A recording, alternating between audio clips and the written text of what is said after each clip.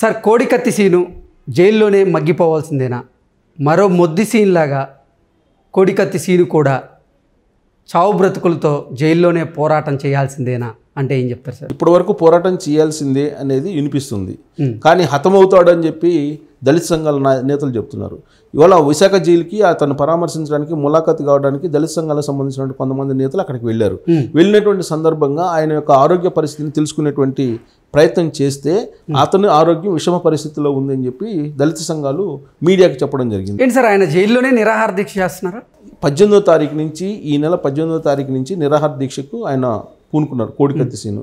అలాగే కోడికత్తి సీన్తో పాటు అతని మదరు, అతని బ్రదరు ఇద్దరు కూడా నిరాహార దీక్షకు జైలు బయట ఆయన పూనుకున్నారు. సో మొదటి రోజు రహస్యంగా వాళ్ళు నిరాహార దీక్ష చేశారు. ఆ తర్వాత పోలీసులు భగ్నం చేశారు వాళ్ళ నిరాహార దీక్షని.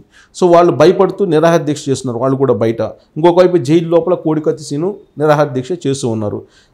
నాకు న్యాయం జరిగేంత వరకు నేను నిరాహార దీక్ష చేస్తున్నా అని చెప్పి అతను భీష్మించారు. జైల్లోనే నిరాహార దీక్ష చేస్తున్నారు. కానీ జైలు అధికారి ఎవరైతే ఉన్నారో జైలు అధికారి తన ఆరోగ్యం పైన కాన్సన్ట్రేషన్ చేయలేదు, కోడికత్తి సీను ఆరోగ్యం మీద అనేది దళిత సంఘ నేతలు చెప్తూ ఉన్నారు. సో ఇదే చంద్రబాబు నాయుడు రాజమండ్రి సెంట్రల్ జైల్లో ఉన్నప్పుడు కూడా ఇలాంటి సిచ్యువేషన్ నెలకొంది. అయితే చంద్రబాబు నాయుడు ప్రతిపక్ష నేత, Z+ కేటగిరీలో ఉన్నటువంటి లీడరు, 40 సంవత్సరాల పైగా ఆయన ఉన్నటువంటి రాజకీయ ప్రస్థానం, వీటన్నిటి దృష్ట్యా ఎప్పటికప్పుడు మీడియాలో న్యూస్ వచ్చేసింది, అలర్ట్ అయింది, చాలా వరకు అక్కడ జరుగుతున్నటువంటి అంశాలను వెలుగులోకి తీసుకొచ్చింది. కానీ ఇక్కడ కోడికత్తి సీన్ విషయంలో లోపల ఏం జరుగుతుందనే దాని మీద కాన్సన్ట్రేషన్ చేయలేదు, మీడియా చేయలేదు, ప్లస్ ప్రశ్నించే వాళ్ళు కూడా లేదు. కానీ దళిత సంఘాలు, రాష్ట్ర వ్యాప్తంగా ఉన్నటువంటి దళిత సంఘాల నేతలు మాత్రం కోడికత్తి సీను ఆరోగ్యం గురించి కానీ, కోడికత్తి సీను పరిస్థితి గురించి కానీ వాకప్ చేస్తూ ఉన్నాయి. ఆ క్రమంలో వాళ్ళు ములాఖాత్కి వెళ్ళారు. ములాఖాత్కి వెళ్ళిన సందర్భంగా అక్కడ పరిస్థితిని చూసి కోడికత్తి సీన్ని జైల్లోనే హతమార్చేటువంటి ప్రయత్నం జరుగుతుంది అనేటువంటి అనుమానాన్ని వాళ్ళు వ్యక్తం చేశారు. భద్రత లోపం ఉంది, అతనికి ప్రాణహాని ఉంది అనేటువంటి అనుమానాన్ని కూడా వ్యక్తం చేశారు. ఓకే, అంటే మొద్దు సీను జైల్లో ఎలా అయితే చనిపోయారో ఇప్పుడు కోడికత్తి సీను కూడా జైల్లో చనిపోయే అవకాశం ఉంది, ఆయనకి ప్రాణహాని ఉంది అనేది అలాంటి అనుమానాలు వ్యక్తం చేస్తున్నారు. ఎందుకు వ్యక్తం చేస్తున్నారంటే పరిటాల రవి హత్య కేసుకు సంబంధించి ఏం జరిగింది అనేది అందరికీ తెలుసు. పరిటాల రవి హత్య కేసు, పరిటాల రవిని కాల్ చేసింది ఎవరు, అసలు జైల్లో ఎవరిని పెట్టారు, ఎవరు కాల్ చేశారు, ఎవరు కాల్పించారు, ఎవరిని జైల్లో పెట్టారు, ఆ జైల్లో ఏం జరిగింది, మొద్దు సీను ఎందుకు చనిపోయాడు అనేది ఇప్పటికి కూడా చాలా చాలా అనుమానాలు ఉన్నాయి, చాలా చాలా మిస్టరీలు కూడా ఉన్నాయి. అవును. సో వాటికి సంబంధించి ఇంతవరకు ఇది కూడా బయటకు రాలేదు.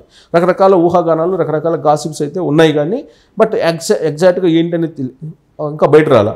బట్ అసెంబ్లీ వేదికగా మాత్రం పరిటాల రవిని చంపింది తన కుమారుడైతే కనుక విచారించి సిబిఐ చేత విచారణ జరిపించి ఉరిదీయండి అని చెప్పేసి రాజశేఖర రెడ్డి అప్పట్లో ముఖ్యమంత్రి హోదాలో ఆయన చెప్పడం జరిగింది. కానీ దాని మీద సిబిఐ ఎంక్వైరీ కానీ లేదా ఇతర ఎంక్వైరీలు కానీ ఏమీ జరగలేదు. ప్లస్ అది ఫ్యాక్షన్ హత్య అనేది దానికి వెళ్ళిపోయింది. ఆ తర్వాత ఆయన చంపింది ఎవరని అంటే నేనే చంపానని చెప్పి మొద్దు సీను ముందుకు రావడం, ఆ తర్వాత అతన్ని జైల్లోకి పెట్టడం, ఆ జైల్లో ఏదో ఆ తర్వాత జరిగినటువంటి చాలామంది సాక్షులు కూడా చనిపోయారు. ఆ తర్వాత మొద్దు సీను కూడా చనిపోయారు.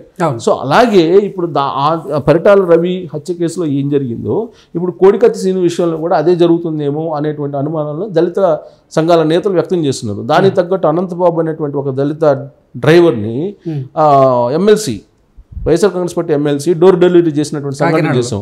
అలాగే డాక్టర్ సుధాకర్ మాస్క్ అడిగినందుకు ఆయన ఏం చేశారో చూసాం.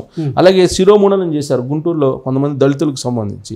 ఈ అన్ని సంఘటనలు చిత్తూరులో కొన్ని జరిగినాయి, రాయలసీమలో కొన్ని జరిగినాయి. ఇలా కొన్ని సంఘటనలను క్రోడీకరించి దళిత సంఘ నేతలు ఏం చెప్తూ ఉన్నారంటే కోడికత్తి సీను ఎందుకు ప్రాణాపాయ స్థితికి వెళ్లాల్సి వచ్చింది, ప్రాణహాని ఎందుకు అతను ఫేస్ చేస్తున్నాడు అనేది ఇప్పుడు మీడియాకు చెప్తున్నారు.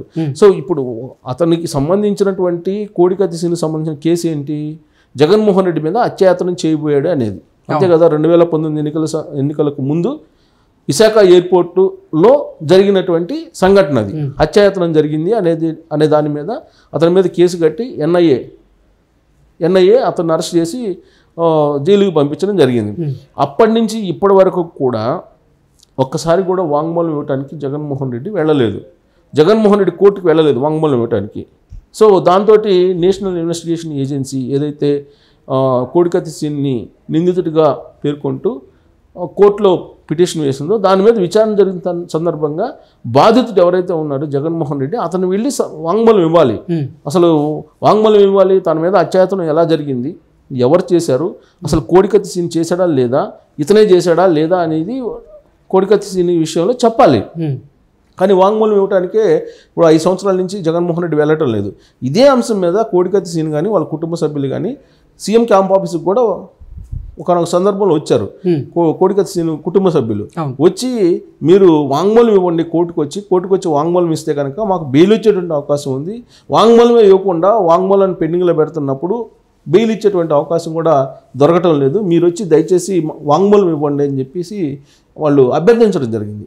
అంటే అత్యాచారం చేశాడనో చేయలేదనో లేదంటే జరిగింది ఏదో జరిగిపోయింది తనను వదిలిపెట్టమనో ఏదో ఒకటి చెప్పాలి. ఎందుకంటే ఇప్పుడు రాజీవ్ గాంధీ హత్య కేసులో ఆ రోజున వాళ్ళని ఎవరైతే ఉన్నారో నళిని వాళ్ళు ఉన్నారు కదా, వాళ్ళని వదిలిపెట్టమని క్షమాభిక్ష పెట్టమని చెప్పారు రాహుల్ గాంధీ, సోనియా గాంధీ వీళ్ళు చెప్పడం జరిగింది.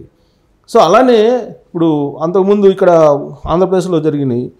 దగ్గుపాటి చెంచురామ్ ఆయన్ని చనిపోయినప్పుడు దగ్గుపాటి వెంకటేశ్వరరావు కూడా ఈ మధ్యకాలంలో తనకు వాళ్ళు చంపేసిన వాళ్ళకి క్షమాభిక్ష పెట్టమని చెప్పేసి వాళ్ళు అడిగినారు. అలాగే మాగుంట సుబ్రహ్మరెడ్డి కేసులో కూడా వాళ్ళకి క్షమాభిక్ష పెట్టండి అని చెప్పి మాగుంట పార్వతి ఆయన భార్య సుబ్రహ్మరెడ్డి భార్య ఆమె కూడా ఇలానే క్షమాభిక్ష పెట్టండి అని చెప్పి వాళ్ళు చెప్పడం జరిగింది.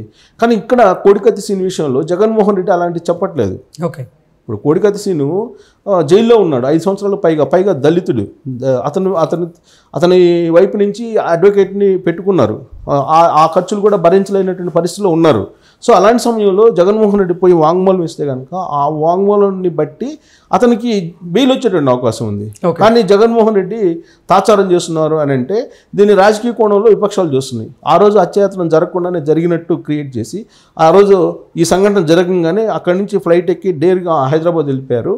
హైదరాబాద్లో తన సొంత డాక్టర్లతోటి వైద్యం చేయించుకున్నారు.